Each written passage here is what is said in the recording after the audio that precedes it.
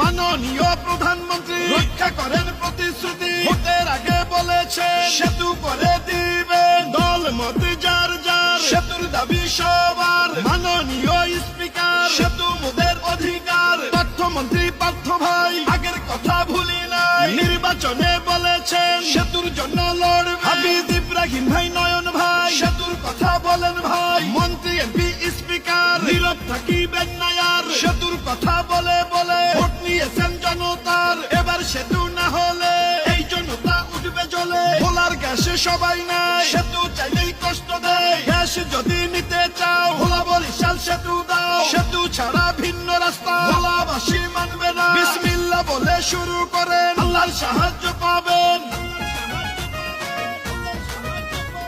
প্রধানমন্ত্রী বরিশালে করছে অঙ্গীকার, সেতু করে দিবেন গঠন করিলে সরকার।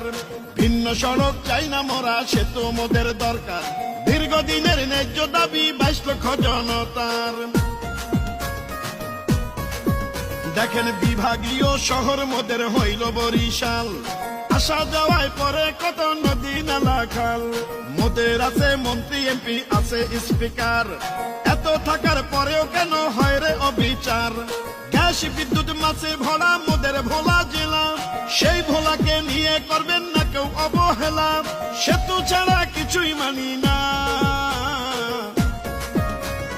মাননীয় সরকার সেতু মোদের অধিকার, কষ্ট আর দিয়েন না স্যার, সব ক্ষমতা আল্লাহর। মন্ত্রী এমপি স্পিকার নীরব থাকিবেন না আর, সেতুর কথা বলে বলে ভোট নিয়েছেন জনতার। সেই জনতা সেতু চায়, না হইলে আপনাদের দায়। এবার সেতু না হলে ভোলাবাসী উঠবে জ্বলে। আমরা বড় অসহায়, সেতু ছাড়া বাঁচা যায়। বিরোধিতা দেখবো যার, সেই ভোলার গাদ্দার। গাদ্দারের ঠিকানা এই ভোলাতে হবে না।